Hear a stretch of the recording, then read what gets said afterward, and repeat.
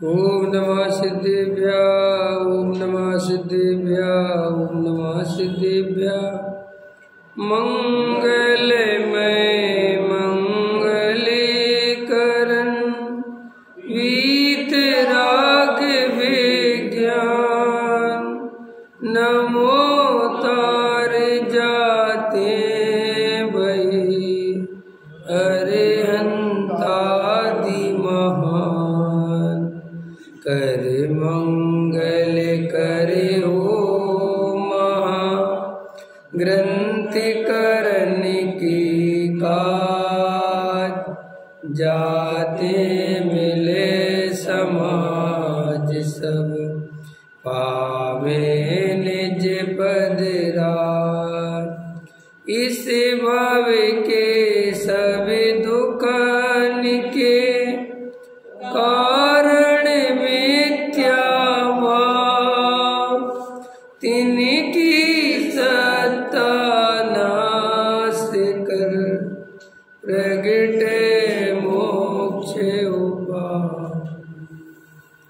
मोक्ष मार्ग प्रकाशक चौथा अधिकार मिथ्या ज्ञान का स्वरूप पृष्ठ क्रमांक 87। यहाँ ऐसा जानना कि जहाँ एक इंद्रिय आदि में जीवादि तत्वों को यथार्थ जानने की शक्ति ही ना हो, वहाँ तो ज्ञानावरण का उदय और मिथ्यात्व के उदय से हुआ मिथ्या दर्शन इन दोनों का निमित्त है। तथा जहाँ संगी मनुष्य आदि में क्षयोपलब्धि होने से शक्ति हो और ना जाने, वहाँ मिथ्यात्व के उदय का ही निमित्त जानना। इसीलिए मिथ्या ज्ञान का मुख्य कारण ज्ञानावरण को नहीं कहा, मोह के उदय से हुआ भाव वही कारण कहा है। देखो टोडामल जी साहब ने एक तर्क और अच्छा प्रस्तुत किया कि साहब जो एक इंद्रिय जीव हैं, एक इंद्रिय जीव से लगा के असंगी पंचेंद्रिय जीव, तो असंगी पंचेंद्रिय जीव तक उनके ज्ञानावरण कर्म का उदय कहो तो कहो, माने मिथ्या ज्ञान में कि क्यों कहो कि उन विचारों को ऐसा क्षयोपम ही प्रकट नहीं हुआ, संगी पंचेंद्रिय पन्ना ही नहीं है कि जिसके कारण वे हित अहित का विचार कर सके। इसलिए उनका तो प्योर दिखाई देता है कि सब ज्ञानावरण कर्म का आवरण है। लेकिन हमारे जैसे जितने भी इस पृथ्वी पे संसार में संगी पंचेंद्रिय जीव हैं, उनको तो सबको क्षयोपम है। इसलिए जो लोग ऐसा कहते साहब हम तो ज़्यादा शास्त्रों को नहीं जानते, हमें तो ज़्यादा नहीं आता, श्री गुरु कहते हैं, सर्वज्ञ भगवान कहते हैं, अगर तुम संगी पंचेंद्रिय हो, सुनो सुनो, तो तुम सम्यक दर्शन के अधिकारी हो। बोलो साहब। इसलिए अपने को सम्यक दर्शन के अयोग्य मानना ये तो पागलपन है, ये तो मूर्खता है। बहुत सारे लोग बेचारे अपने को ऐसा मानते कि हमें सम्यसन हो ही नहीं सकता। क्यों? कारण ये है कि पढ़ाई गलत है। एक तो आपको पता है नवीन जी, मूल ग्रंथ की बात, सर्वज्ञ की बात ये है कि जो जीव संगी पंचेंद्रिय है वो सम्यक दर्शन ले सकता है, चाहे वो कहीं हो, त्रियंच गति में हो, नरक गति में। अरे नरक गति में 7वें नरक में कनार की हो, हाँ, देव गति में भूत हो, वेंतर हो, 50 हो, यक्ष हो, राक्षस हो, त्रियंच गति में कुत्ता हो, बिल्ली हो, सुअर हो, शेर हो, चीता हो, बंदर हो, खरगोश हो, कछुआ हो, कुछ भी हो, संगी पंचेंद्रिय होना चाहिए। क्या शर्त है? अब जो नई नई शर्तें हमने पैदा कर रही, सर्वज्ञ भगवान ने तो ये स्वरूप बताया, लेकिन हमने नई नई पैदा करी। जैन होना चाहिए, ये अपनी शर्त है। ये किसने कहा? कौन से शास्त्र में लिखा? सच्चे देव साधु अनुयायी होना चाहिए, कहाँ लिखा है इसे? है और पैदा करो, जो मना जाए वो करते जाओ। रोज अभिषेक करने वाला होना चाहिए, रोज पूजा करने वाला होना चाहिए, रात में खाने वाला नहीं होना चाहिए, जमी गंध खाने वाला नहीं होना चाहिए, बाजार में खाने वाला नहीं होना चाहिए, अनछना पानी पीना, ये सब है ही नहीं संवेशन के लिए। सब बात है, इससे संवेशन का कोई मतलब नहीं है। ये तो सुधरेंगी सम्मेशन के बाद, नहीं समझ में आया? और वो भी भूमिका के अनुसार।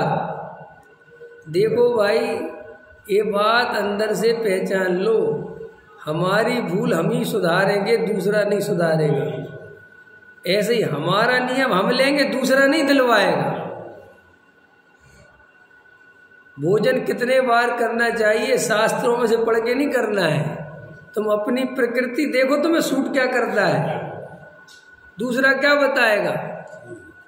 सुबह कितने बजे उठना चाहिए है? सुबह कब उठना चाहिए? बूढ़े आदमी से बोलो तो 4 बजे उठना चाहिए। बूढ़े आदमी से पूछोगे कितने बजे उठना चाहिए, 4 बजे उठना चाहिए। अरे हम बूढ़े होकर 4 बजे उठ सकते, तुम जवान होकर 4 बजे नहीं उठ सकते। बूढ़ा आदमी ऐसा बोलता है। मैं बूढ़े आदमी से कहता हूं तू 7 बजे उठ के दिखा है। मैं 7 बजे उठता हूं ना, तू 7 बजे उठ के दिखा, तेरे में दम हो। तो तू 4 बजे उठता है, 7 बजे दिखा, इसमें क्या? उठ के तो देख, करवटें बदलेगा।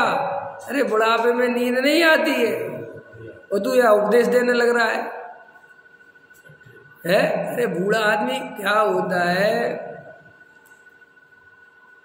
एक मनोविज्ञान नहीं, वास्तव वैज्ञानिकता है। बच्चा 24 घंटे सोता है, जब पेट में होता है बच्चा, पेट में होता है 24 घंटे सोता है। फिर जब बच्चा बाहर निकलता है तो 23 घंटे सोता है, फिर थोड़े दिन बाद 22 घंटे, फिर 20 घंटे, फिर 16 घंटे। सोना इसलिए बहुत जरूरी है कि जितना ज़्यादा सोएगा उसके शरीर का उतना तेजी से विकास होगा। इसलिए उसे प्रकृति सुला के रखती है ताकि इसका बहुत जल्दी से विकास हो जाए। इसलिए छोटे बच्चे बहुत सोते हैं, पर जैसे ही वो छोटे बच्चे बड़े होते चले जाते हैं उनकी नींद कम होती चली जाती है। और जब वही छोटा बच्चा जवान और जवान से बुढ़ापा आता है तो बिल्कुल नींद पूरी खत्म हो जाती है बुढ़ापे में, क्योंकि बुढ़ापे में नींद इसलिए नहीं चाहिए कि अब मरने वाला है। तो अब शरीर को पोषण की जरूरत नहीं है, अब शरीर धीरे धीरे गिरता चला जा रहा है, अब शरीर मजबूत नहीं होता, अब कमजोर होता है। तो इसलिए बूढ़े आदमी को 3-4 घंटे से ज़्यादा नींद नहीं आती। अब बूढ़ा आदमी बेहोश तो था ही और बूढ़ा हो गया बेहोशी में, मिथ्या दृष्टि माने बेहोश। तो ये तो देखता नहीं कि जवानी में मैं कैसा था, बचपन में कैसा था। वो बुढ़ापे का एक्सपीरियंस शेयर करता है अपने किससे? नाती पोते से, अपने बेटे से। अरे ब्रह्म मुहूर्त में उठा करो, भारतीय संस्कृति तो ब्रह्म मुहूर्त की है। अब तुम उठते हो 7 बजे 8 बजे तो तुम्हें पाप सा लगता है कि देखो हमारे बाबूजी तो बताओ 4 बजे उठ के बैठ जाते हैं। तो बाबूजी करे क्या? क्या करे बाबूजी? 4 बजे नहीं उठेंगे, करेंगे क्या? अब बूढ़े हो गए इतनी नींद आती है, उठ जाते हैं, लग जाती है, फिर लग जाती है, फिर उठ जाते हैं। बूढ़े आदमी की नींद देखी कि नहीं देखी है? देखा। मैं तो अपने बाबा के पास बहुत रहा, तो मैं तो देखता था रात भर जागते ही से रहते थे। क्या सोते थे वे? 50 बार तो बाथरूम करते हो, खड़े हैं, नींद नहीं आ रही, और मुझे उपदेश देते रहते थे, उठ उठ। अब एक बात बताओ, दूसरा आदमी मेरे बारे में कैसे डिसाइड कर सकता है कि मुझे कंफर्टेबल क्या है? लेकिन ऐसे ही चल रही पूरा दुनिया। दूसरा बता रहा है तुम्हें क्या करना चाहिए, 2 बार खाना चाहिए कि 3 बार खाना चाहिए कि 1 बार खाना चाहिए। समझ में आया? क्या चलता है कि नहीं चलता है? बोलो। अब हम ब्रह्म मुहूर्त में नहीं उठ रहे तो हमें लगता हम पाप कर रहे, जबकि आप पाप नहीं कर रहे। कोई नहीं समझ में आया? बूढ़े हो जाओगे अपने आप ब्रह्म मुहूर्त में उठने लगोगे, उसके लिए तुम्हें कोई जरूरत नहीं है दिमाग लगाने की। हाँ, वो सब होगा। अरे अपने नियम आप खुद लो ना, दूसरा कैसे ले सकते? मुझे 2 बार भोजन करना कंफर्टेबल है, 1 बार कौन बताएगा? बोलो, आपको पता है? एक कौम है आदिवासी में 1 ही बार भोजन करते हैं। मैं कल पढ़ रहा था, इंडिया वाले वे 1 बार से कोई दूसरे बार भोजन करे तो उसे पापी कहते हैं। वे आदिवासी उसे कहते तुम ठीक नहीं हो। और जो इंडिया वाले हैं, यहाँ की संस्कृति 2 बार भोजन करने वाले, अगर कोई तीसरा बार भोजन करे तो लुमपट्टी कहते हैं, भोगी कहते हैं। ख्याल में है ना? तुम कितनी बार खाते हो? और अमेरिका वाले रमेश जी 5 बार खाते हैं। कितने बार? 5 बार। क्योंकि उनकी फिलॉसफी ये है, उनके डॉक्टरों की, अमेरिका के, कि हमारे शरीर में ज़्यादा भोजन जल्दी एक बार में डालते हो तो तुम्हारा शरीर पे बहुत ताकत पड़ती है पाचन क्रिया पे। इसलिए इंडिया वालों के जो पेट निकलते हैं ना, इंग्लैंड, जापान, चाइना, अमेरिका के लोगों के पेट नहीं निकलते, और इंडिया के आदमी का बाकी शरीर पतला रहेगा और पेट निकल आएगा। ये पेट क्यों निकल आता है पता है? एक तो अन्न बहुत ज़्यादा खाते हैं और बंधा हुआ खाते हैं, तो बंधा हुआ खाने से पेट बाहर आता है। अब अपने मुनिराजों के तक पेट बाहर आ जाते हैं, जबकि वो कितना कम खाते हैं। अभी इतने बड़े बड़े मुनिराजों के पेट हो गए। ये कहाँ से हो गए इतने बड़े बड़े पेट? एक बार खाना और ज़्यादा खा जाना, आसक्ति से खा जाना, तो वो सीधी सी बात है। अब एक बार में शरीर इतना पचा नहीं सकता, और वे मेहनत उतनी है नहीं। अब जितना मजदूर आदमी भोजन करे उतना ही अगर इंजीनियर करे तो क्या होगा? अरे भाई नहीं, मजदूर आदमी जाना करेगा, वो खेत में मेहनत कर रहा है, वो मशीन चला। इंजीनियर तो लिखा पढ़ी कर रहा है, अगर वो उतना ही भोजन करेगा तो 100% शरीर अस्वस्थ होगा, उसका मोटा होगा वो। इसलिए अब आजकल के लोगों की नई जनरेशन की ये समस्या है मोटापा। तो हम कैसे डिसाइड करें? तुम करो डिसाइड खुद अपने बारे में, खुद सोचो कि मुझे 2 रोटी खानी है कि 4 रोटी खानी है, मुझे 1 बार खाना है कि 2 बार खाना है कि 3 बार खाना है। भाई पाप खाने में नहीं है, पाप किस अभिप्राय से खाया, कैसे खाया, कितनी आसक्ति से खाया, इसमें है। मैंने ये देखा कि यार मैं एक बार भोजन करता हूँ और ज़्यादा कर जाता हूँ, मुझे आलस चढ़ता है, प्रमाद चढ़ता है, मेरा बहुत दिक्कत होती है। तो मैंने उसी भोजन को 2 बार में डिवाइड कर दिया। 1 बार वाले भोजन को, अच्छा एक बात, अमेरिका वाला 5 बार खाता है और इंडिया वाला 2 बार खाता है, तो ज़्यादा भोजन कौन करता होगा? अमेरिका वाला, क्योंकि वो 5 बार खा रहा। ऐसा नहीं है, तुम जितना 2 बार में खाते हो उतना 5 बार में भी नहीं खा पाता, क्योंकि वो बंधा हुआ नहीं है, वो हल्का हल्का खाता है। कभी जूस पी लिया, कभी टमाटर सलाद खा लिया, फिर आगे बढ़ गया। फिर तुम टमाटर सलाद भी ले आओ, पनीर भी ले आओ, ये भी लाओ, ये भी लाओ, सब लाओ। क्यों? कि पंडित जी द्वारा नहीं लेते। काजू किशमिश भी लाओ, बादाम का हलवा भी ले आओ, छुआरे का दूध भी ले आओ, हैं?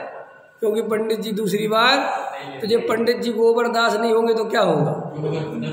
है क्या होगा? जब इतना सब खाओगे तुम एक बार में, तो शरीर का होगा क्या? ऐसे पेट पे हाथ रख के चलोगे, चले ही नहीं पाओगे अंत में। तो वो बात इतनी सी है कि भाई असंगी जीव ये बात कहे कि साहब मेरे ज्ञानावर्ण कर्म का छे उस समय मैं क्या करूं, लेकिन संगी ये कहने का अधिकारी नहीं है। संगी पंचेंद्रीय जीव तो अपनी कमजोरी के कारण मिथ्या दृष्टि है, उसे कोई दूसरा मिथ्या दृष्टि बनाने वाला नहीं है। हमने अगर अभी तक सम्यक दर्शन नहीं लिया तो कोई कर्म भ्रम नहीं है, हमारा ही भ्रम है, हमारा ही पुरुषार्थ की कमी है, हम ही सम्यक दर्शन नहीं चाहते। ये बात है, तुम अपना दोष कर्मों पे बिल्कुल नहीं डाल सकते किसी कीमत पे भी। ख्याल में आए ना? यहाँ तो सारी योग्यता भरी पड़ी है, जो करना है सब योग्यता तुम्हारे अंदर है, लेकिन हम विचार ही नहीं करते, दूसरे हमारे बारे में डिसाइड करने में लगे हुए। तुम्हें ये करना चाहिए, तुम्हें ये नहीं करना। अरे भाई, मैं अपने बारे में जितने अच्छे से जानता हूँ तुम मेरे बारे में कैसे जान सकते हो? जब मैं 5 बजे सो के उठ जाता हूँ और मैं दिन भर झपकियाँ खाता हूँ, दिन भर कितनी, तो इसकी जगह मैं 7 ही बजे उठूँ ना भाई, क्या करूँ मैं? वो दिन भर बिगाड़ने से अच्छा है कि सुबह ही 2 घंटे पूरे कर लूँ। लेकिन जबरदस्ती उठ रहे हैं, आंखें नहीं खुल रही हैं, और फिर दिन भर प्रवचन में सो रहे हैं। अब सो गई क्योंकि थक गए इतने ज़्यादा, नहीं समझ में आया। अन्यथा नहीं लेना मेरी बात भैया, आपकी हर किसी की कैपेसिटी होती है। अब देखो मान के चलो, यहाँ तुम सुबह 6 बजे आ जाओगे मंदिर में, हैं, और रात को सोए 1 बजे, 2 बजे सोए, 1:30 बजे, अब 5 घंटे 4 घंटे सोए और मंदिर में आ गए प्रक्षाल करने, तो क्या करोगे? यहाँ तो कर कर के चले जाओगे जैसे तैसे होगा, और घर में जाके 9 बजे सो जाओगे। कई लोगों को देखा मैंने 2-3 घंटे सो जाते वो यहाँ से जाके, पूजा करने के बाद अब क्या करे वे बेचारे, उनकी गलती नहीं, थक गए इतने ज्यादा। ख्याल में है ना। अब मान के चलो, अब मैं तुमसे दूसरा प्रश्न करता हूं। अब तुम तो सोने का तुम्हारे पास अवसर था, क्योंकि तुम्हारे भाई मालिक हो, नहीं गए, सो गए, लेकिन जिसको 9 बजे ड्यूटी पे पहुंचना है, अब तुम जल्दी से कहते तो 9 बजे सो जाओ, 10 बजे सो जाओ, कैसे सो जाओ? तुम्हारे कहने से अलार्म थोड़ी के लगाओ और सो जाओ। अब तुम्हारे बच्चे बड़े बड़े हो गए, शादीशुदा हो गए, सुबह तो तुम जब चाहो जब सो जाओ। लेकिन जिसके अभी वो गोदई में खेल रहे वो क्या करेगा? लेकिन वो शादी जिसके बच्चे बड़े बड़े हो गए वो भाषण देता फिर रहा है, तुम लोगों की जिंदगी बेकार है, कोई दिनचर्या। अरे भैया मेरे, नहीं समझ में आया? तो अब तुम दूसरों के भाषणों पे ज्यादा परेशान मत हो। वे बेचारे जहाँ खड़े वे वहीं से तो भाषण देंगे, उनकी गलती थोड़ी है। उनको लगता है जब हम कर सकते तो तुम क्यों नहीं कर सकते? हर पंडित भाषण देता है, 4 घंटे स्वाध्याय करो, 6 घंटे करो, 8 घंटे करो। अब भैया तुम कुछ नहीं करते, तुम्हारा धंधा पानी नहीं है, तुम संस्था वंस्था में नौकरी करते हो, तुम्हारा पढ़ना पढ़ाना काम है, तुझे भाषण देना बहुत आसान है, इसमें क्या दम है? और बेचारे कई लोग डरे रहते, पंडित जी तो कह गए थे 6 घंटे स्वाध्याय करने चाहिए, हम तो ढंग से 1 घंटा भी नहीं कर सकते। अब गुरुदेव ने बोल दिया प्रवचनों, गुरुदेव बहुत बोलते थे, मोक्षु का तो 8-10 घंटे का स्वाध्याय होना ही चाहिए। अरे मोक्षु गलत थे, गुरुदेव गलत बोलते थे, मैं ये नहीं कह रहा हूँ, क्योंकि वे अपने अनुभव से बोलते थे, वे करते थे 8-10 घंटे स्वाध्याय, उनको कोई काम ही नहीं था, ब्रह्मचारी आदमी थे। लेकिन अब तुम अगर 8-10 घंटे नहीं कर पा रहे हो, तुम ये सोचो कि गुरुदेव क्या कहते और मैं नहीं कर पा रहा हूं, तो ये तो बहुत बड़ा अपराध है। नो, कोई अपराध नहीं, कोई डरने की बात नहीं भैया। हर आदमी की परिस्थिति अलग अलग होती है। भरत जी की परिस्थिति अलग थी, बाहुबली की अलग थी। भरत जी 6 राज्य जीत के भी परेशान थे, और बाहुबली 2 गांव देने में भी परेशान थे। सब अपने अपने, बाहुबली पहले चले गए, खड़े हो गए, केवल ज्ञान नहीं हो रहा। भरत जी को अंतर्मुद में केवल ज्ञान हो गया, आदिनाथ को 1000 वर्ष में हुआ। तो जब प्रकृति में मोक्ष में ही कोई नियम नहीं है, कोई 1000 वर्ष लगा के भी नहीं जा पा रहा है, और कोई अंतर्मुद में ही चला जा रहा, और कोई सांप बेले चढ़ गई है, सांपों ने अपने घर बना लिए, इतनी कठोर तपश्चरण, तो भी मोक्ष केवल ज्ञान नहीं हो रहा। अब क्या करोगे बताओ? अपनी अपनी प्रकृति है। अब मुझसे कोई पूछे ऐसा क्यों? भाई योग्यता, यही तो योग्यता, यही तो स्वरूप है वस्तु का। भैया जो जैन साहब का नेचर है वो अरविंद जी का नहीं है। अब जैन साहब अपना नेचर अरविंद जी पे डाले, कैसे डलो, कैसे चलेगा बोलो? और हम यही तो करते हैं, सास अपना सारा उड़ेलती है बहू पे, ऐसे कैसे हो सकता है? अरे तुम किसी घर से आई, तुम्हारा डीएनए अलग है, उसका डीएनए अलग है, वो बेचारी अपने हिसाब से है, तुम अपने हिसाब से, लेकिन नहीं। और जिन परिस्थितियों में तुम रही, जरूरी है उसी परिस्थिति में वो रही हो, अलग अलग है। और हम तो अपने जमाने में ऐसे रहते थे, तो रहते थे, तुम्हारे समय ऐसे ही रह जाता था, इसमें क्या आपत हो गई है? नहीं समझ में? लेकिन अपन को अल्लाह बचाना है, अपन को तो। और अपन क्या करते हैं, प्रॉब्लम ये है कि अपन शांति से विचार नहीं करते कि ये जो आदमी बोल रहा है इसका एक्सपीरियंस है, इसका जीवन है, और वो बोले, वो क्या करे। अब मेरे को देखो, एक बार बताओ, मेरा बेटा बड़ा होगा, अरविंद जी का बेटा बड़ा हो गया, तो अरविंद जी से इनका बेटा अगर इंजीनियरिंग के बारे में पूछेगा तो ये क्या बताएंगे? इनसे वो MBA के बारे में पूछेगा तो वो क्या बताएंगे? ये तो यही कहेंगे कि भाई केबल कैसे बनती है, मैं तो ये काम किया है, मैं तो ये बता सकता, इससे ज्यादा मेरे को नहीं पता। अब वो कहे कि तुम कैसे पापा हो? अरे गजब की बात है, वो उनके पापा तो इंजीनियरिंग के बारे में जानते हैं। अरे तो उसके पापा ने इंजीनियरिंग की है इसलिए वो जानते हैं, इसमें क्या इस तरह की बात है? अब कई लोग इंग्लिश बोलते, कई लोग नहीं बोलते, जो नहीं बोल पाते बेचारे हीन भाव से दबे रहते। क्यों दबे रहते हो? क्या हुआ? इंग्लिश नहीं आती तो नहीं आती, इसमें क्या है? ना हमारी भाषा है, ना हमें सीखने का अवसर मिला, ना हम इंग्लिश मीडियम में पढ़े, ना हमने कभी कोशिश करी, बात खत्म हो गई। ना हमें उसकी जरूरत थी, हमें जरूरत होती, हमें कुछ बनना होता, उस टाइप की पढ़ाई करी होती तो हम भी इंग्लिश में होते, उसमें क्या सोचना है। अब एक ब्रह्मचारी है, उसका गृहस्थ के जीवन से कैसे बराबरी कर सकते हो? उसके बाल न बच्चे गोपाल सच्चे, वे तो उठाया थैला कहीं भी चल देंगे, उनका क्या है? अब भाई तुम पे लाद दे कि देखो मैं कितना स्वतंत्र हूँ, अरे तो हो, तो इसमें दादागिरी की क्या बात? और मैं कोई परतंत्र नहीं हूँ, मेरी एक अलग टाइप की स्वतंत्रता है, तुम्हारी अलग है। नहीं समझ में आया? तुम समाज के भरोसे रहते हो, मैं पत्नी के भरोसे रहता हूं।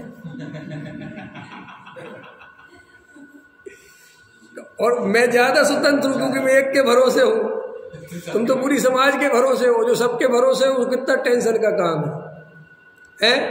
उसमें सबको साथ के चलना पड़ता है। यहाँ तो मुझे किसी को नहीं साधना पड़ता। एक पत्नी है, कभी लड़ भी लिया, कभी चुपचाप मना भी लिया। समाज वालों से तो एक बार लड़ लो तो दोबारा मना नहीं सकते है। जिनसे एक बार आंख चढ़ गई तो चढ़ गई भैया, जिसको एक बार बुरी लग गई तो लग गई, और उससे कहाँ तक सॉरी मांगते फिरो। तो इसलिए सब जीव आनंदित रहो, जिसकी जैसी परिस्थिति है सब में आनंद रहो। मैं किसी की बुराई कटाई छटाई नहीं कर रहा, मैं ये कह रहा हूं कि आपको सिर्फ ये निर्णय करना है अंदर से कि मेरे जीवन का निर्णय कोई दूसरा नहीं कर सकता। मैं अपने जीवन के निर्णय का अधिकार दूसरे को नहीं दे सकता। मुझे कैसे रहना चाहिए मैं ही डिसाइड करूंगा, और मुझे क्या नहीं करना क्या करना ये मैं डिसाइड करूंगा। दूसरा कैसे बता सकता है? क्योंकि दूसरे को क्या पता मेरी प्रकृति कैसी है। उपवास करना चाहिए कि नहीं करना चाहिए? बोलो, तुम्हें उपवास करके अच्छा लगता हो, कंफर्टेबल लगता हो, बढ़िया लगता हो, करो, चाहे कोई फिर कितना ही कहे कि नहीं करना चाहिए, फिर उसकी मत सुनना। और अगर उपवास करके तुम्हारा ब्लड प्रेशर लो होता है, तुम परेशान होते हो, आकुलता होती है, रोटी के अलावा कुछ नहीं दिखता, तो फिर कोई कितना ही कहे, चाहे दुनिया का महान शास्त्र कहे कि उपवास करो, तुम्हें शास्त्र की नहीं सुनना। जिस दिन तुम ऐसे बनोगे उस दिन तुम समझ पाओगे कि आत्मानुभव कैसे होता है। और जब तक ये दूसरों की गुलामी करते रहोगे, दूसरों के भरोसे चलते, 10 आदमी जो करते वो हमें करना चाहिए, यही तो असली मिथ्या दर्शन का कारण है। देखा देखी। अरे क्यों करना?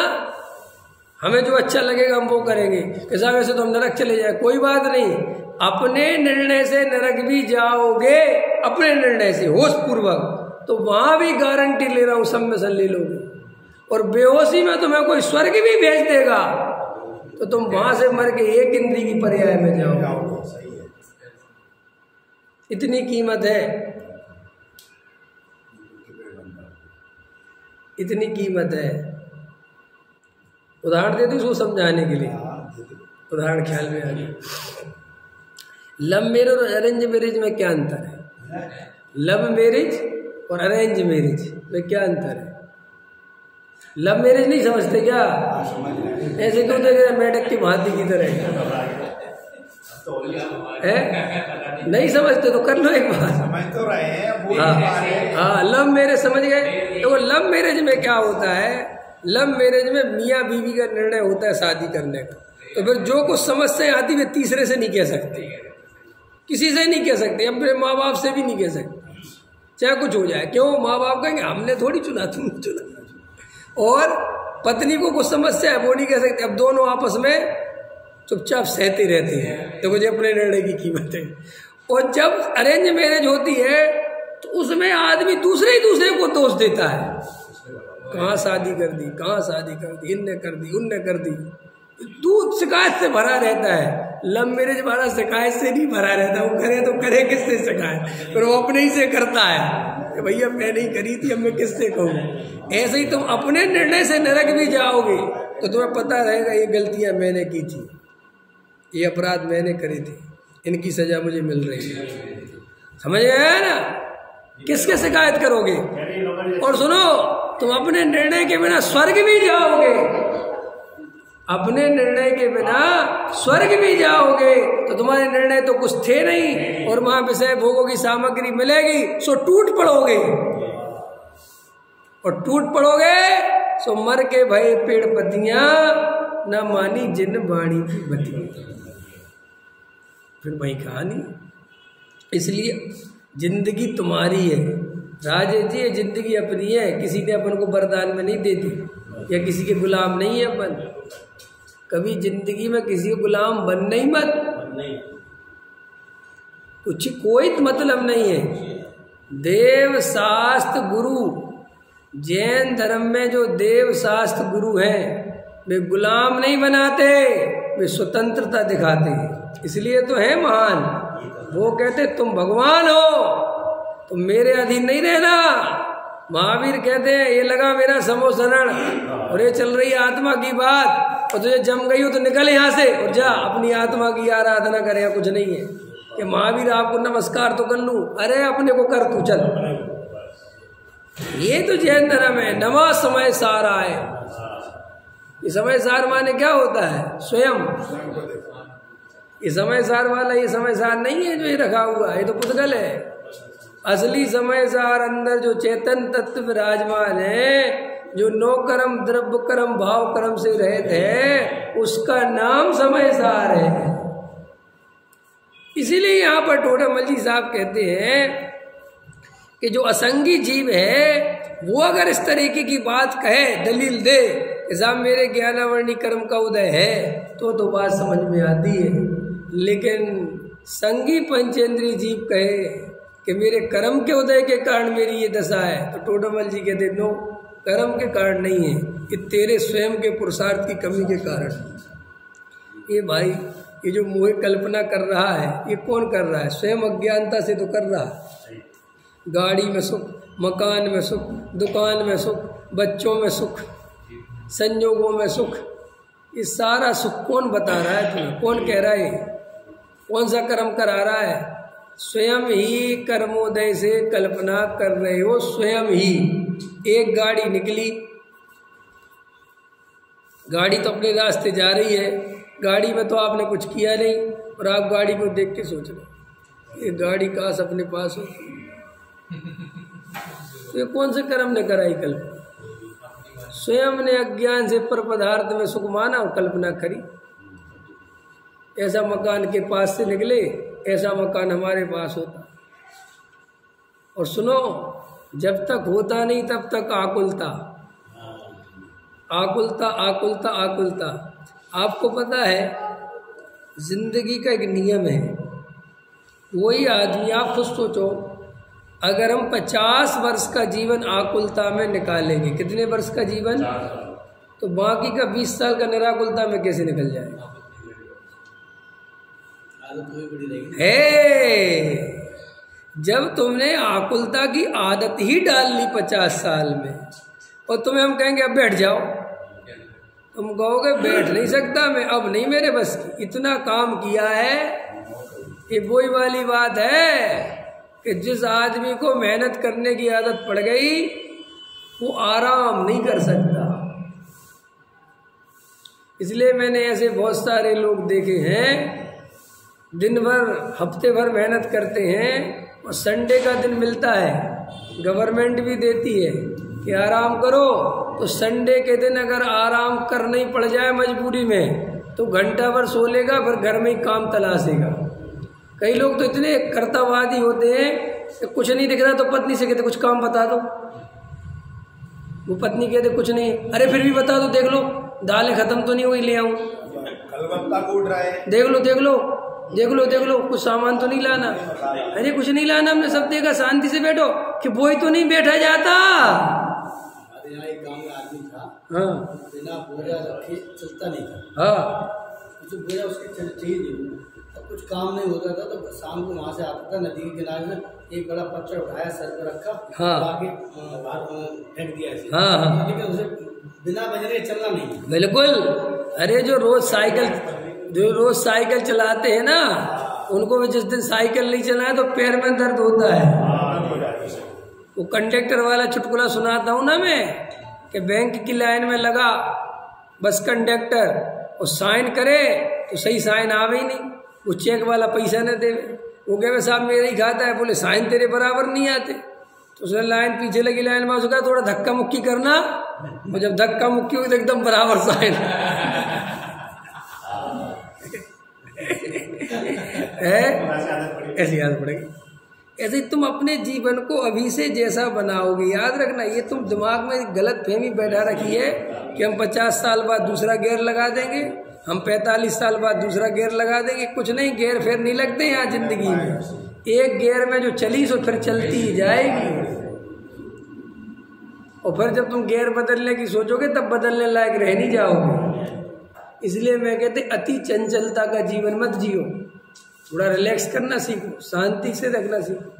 मेरी धर्म पत्नी मुझे रोज कहती है कि तुम बहुत ज़्यादा आराम करते हो। मैं कहता करने दो भैया, मुझे बहुत मेहनत नहीं करनी, क्योंकि ज़्यादा करूँगा फिर बाद में आराम करने की आदत छूट जाएगी। अभी से डली रहन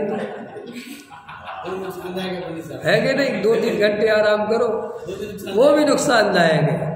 कि आत्म आराधना नहीं करोगे तो सब नुकसानदायक। लेकिन मैं फिर भी कह रहा हूँ, देखो भाई समझो वस्तु स्वरूप, आत्म आराधना तो सर्वोत्कृष्ट है ही, उससे तो बढ़िया कोई नहीं है। लेकिन लौकिक जीवन भी ऐसा बनाना चाहिए जिसको जीते हुए कष्ट ना हो।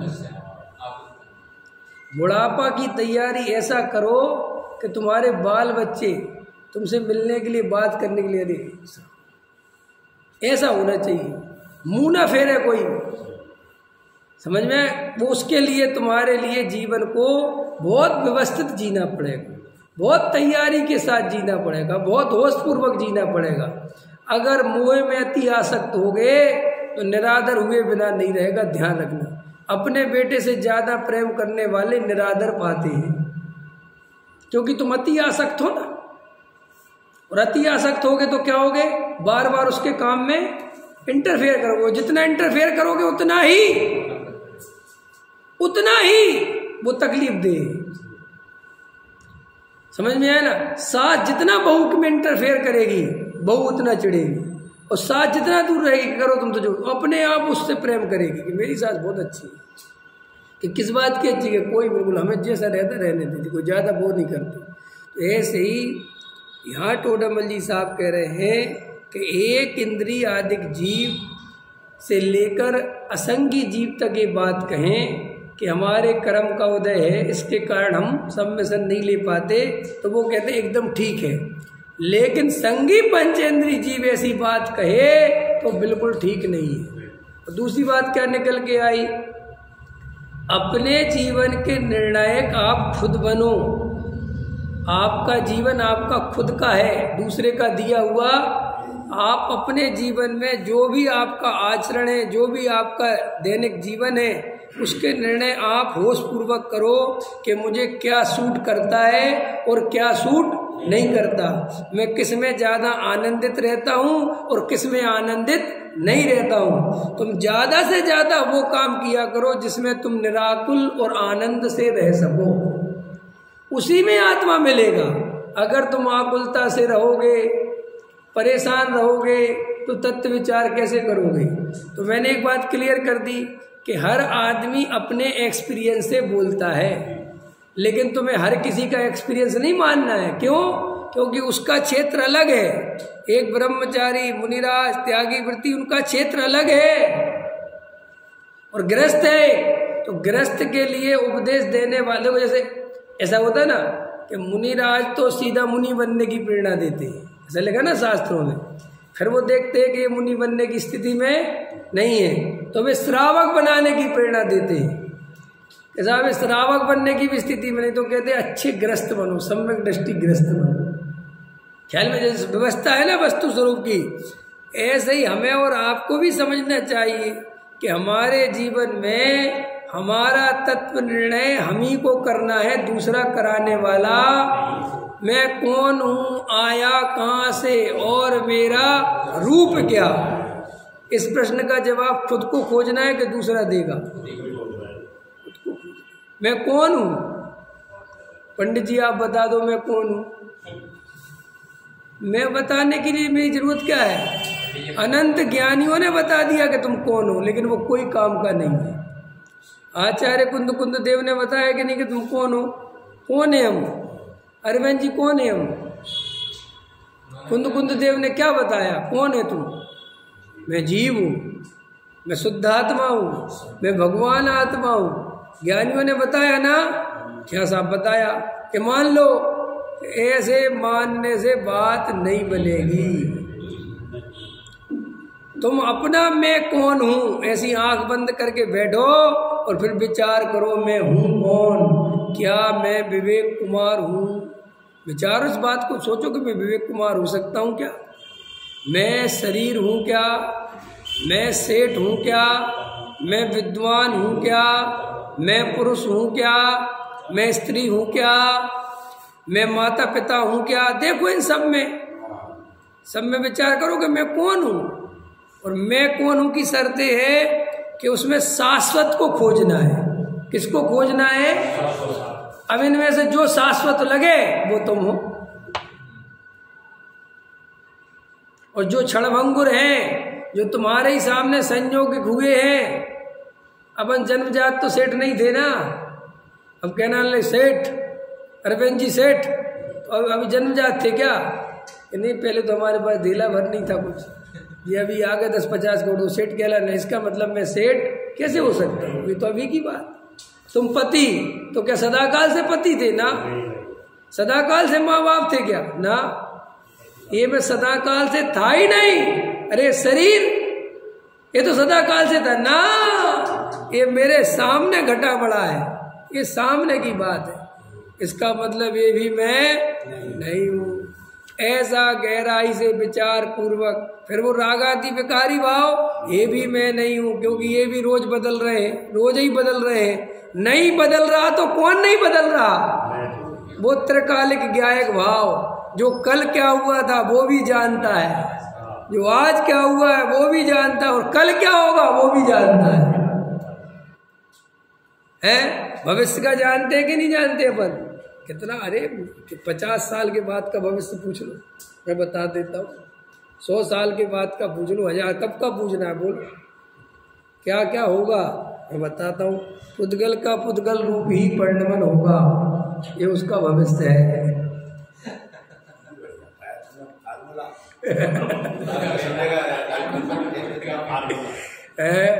जीव का जीव रूप ही परिणमन होगा, चाहे कुछ हो जाए, बोलो।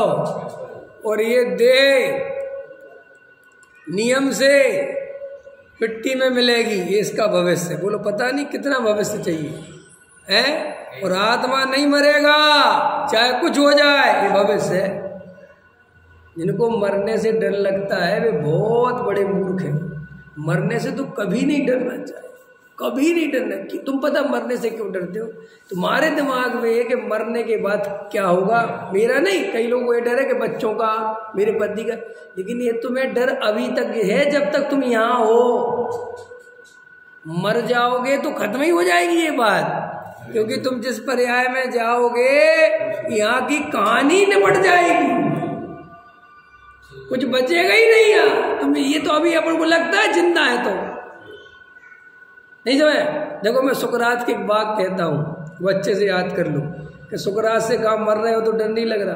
फांसी पर लगा तुम्हें जहर देने वाले कुछ देर बाद, तो सुकरात ने कहा किस बात का डर? पहली बात कि आप मर रहे हो। ये देखो मरने में दो बातें हैं, अगर मैं मर ही गया, मेरी सत्ता ही खत्म हो गई, तो फिर क्या डर? मैं तो बात ही खत्म हो गई, लो दी एंड। और अगर मैं मरा नहीं, माने आत्मा मरता नहीं, तो फिर किस बात का डर? क्योंकि मैं मरा ही नहीं। ऐसे अगर हम मर गए और खत्म ही हो गए तो बात ही खत्म, अच्छी बात है, टेंशन ही फ्री। और अगर जिंदा रहेंगे कि मरता ही नहीं आत्मा, तो फिर किस बात की टेंशन? इसलिए मैं कहता हूं सुख दुख से क्या घबराना, क्या घबराना बताओ। देखो बस जी, अब आप तो, आपने भी शायद नहीं करा हो किसी ने, जी ट्रेन से जो रोज अप डाउन करते ना, है ना, मेट्रो वगैरह से या लोकल ट्रेन से, या कोई आगरा से दिल्ली नौकरी करने आता है, कोई आगरा से ग्वालियर भी जाता, उन आदमियों को देखो आप कभी, उनके साथ बैठ के सफर करके देखना, आपको उनमें और अपने में बहुत अंतर दिखेगा। देखो ना उनको भीड़ से डर लगता है, उनको किसी चीज से डर ही नहीं लगता, उन्हें कुछ नहीं होता। उनके जेब में पास रखा रहता है, चाहे जिस डिब्बे में चढ़ जाते हैं, बैठ जाते हैं, ताश खेलने लगते हैं, और उतनी भीड़ में जनरल के डिब्बे में जगह बना लेते हैं और ताश खेलने लगते हैं। उस आदमी को तुम अलग देखो, शाम रात के 9 बजे पहुंचना है, उसको पता है ट्रेन इतने, उसको सब चीजें पता है, यहाँ पे इतने मिनट रुकेगी, यहाँ पे इतने मिनट रुकेगी, यहाँ पे हो गया, सब उसको पता है। ख्याल में है ना। उतरता है, अपना घर चला जाता है। अगले दिन वो चिंता नहीं करता कि भीड़ मिलेगी, ट्रेन ज़्यादा भरी तो नहीं होगी।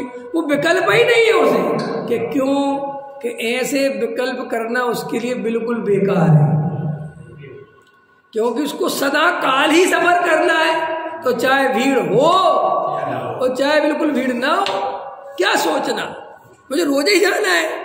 ऐसे ही जब हमें अनादि अनंत रहना है, हमें शाश्वत रहना है, हमारा कुछ होने ही वाला नहीं है, मर सकते नहीं, मरने की व्यवस्था नहीं। अब नरक में जाएंगे कि स्वर्ग में जाएंगे कि देव में जाएंगे, कहाँ जाएंगे, कहीं कहीं, क्या सोचे, हमें मरना ही नहीं है। ऐसा तो है नहीं कि पहली बार नरक जाएंगे, अगर नरक भी ना जाने कितने बार गए होंगे, फिर दोबारा चक्कर लग सकता है, लगा लेंगे। फिर स्वर्ग भी कई बार गए, हमारा तो काम ही है।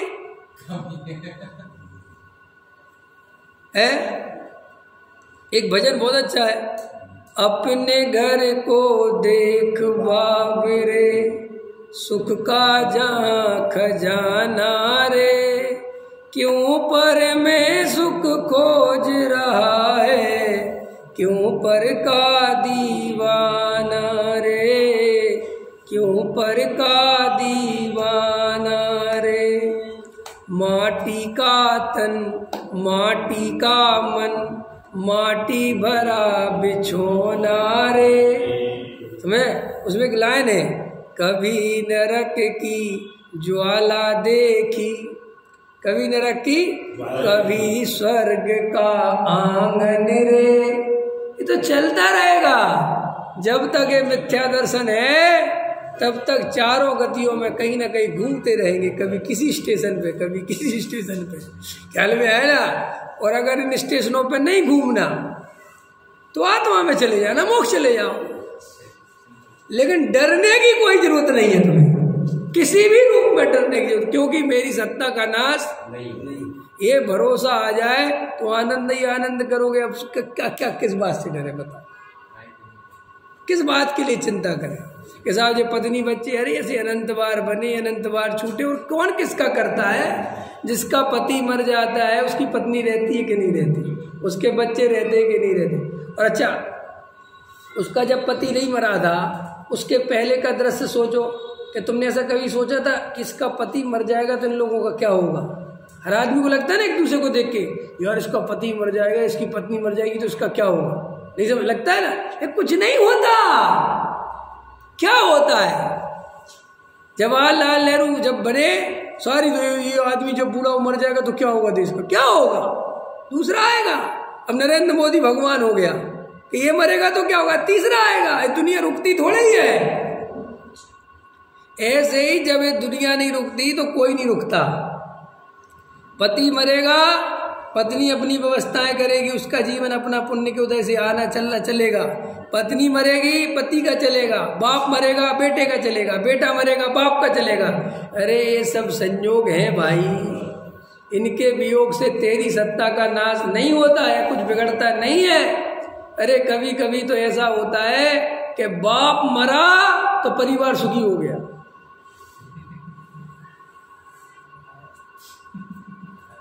बस्तर जी को अब बस्तर जी समझ रहे मैं क्या कह रहा हूँ? क्योंकि बाप की सरकारी नौकरी थी, नहीं समझ में आया? वो मर गया तो नौकरी मिल गई, 50 लाख का फंड मिल गया, और वैसे बूढ़ा था, परेशान बीमार रहता था। अब घर वाले एक तरफ तो दुख मना रहे, और LIC भी थी 2-4, वे भी मिल गई। ठीक है यार, मैं तो लोग ऐसा भी कहने लगते, अब वो मरना तो था ही, लेकिन मर सही समय पे गए। घर वाले सुखी हो गए भाई से, बड़े परेशान थे लोग। ये जगत का स्वरूप है। अब तुम कह रहे हो क्या गजब की बात है, ये हकीकत है जैन साहब। क्या सोचना, बेटे बाप के मरने का इंतजार करते, मरे और बटे। ख्याल में है ना? ये शहर में रहने लगते लड़के, शहर में चले, जैसे एक बाप के 4-5 लड़के हैं तो शहर में रहने लगे 2-3, अब एक रह गया गांव में, तो वे वहां से यही खबर लिए रहते, मरा कि नहीं मरा, क्या वो मर गया, आ जाओ। तो आ गए तो चलो भैया बंटवारा कर लो, क्योंकि उनको मोह तो बचा ही नहीं, उधर चले गए दूर जगह।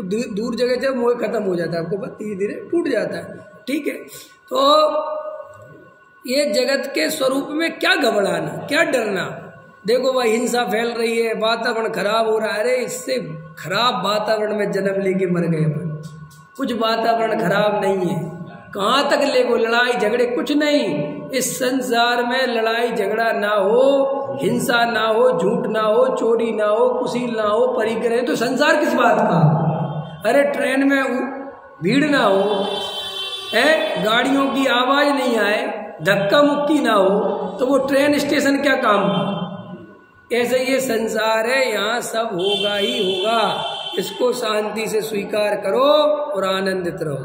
सहजानंदी सोद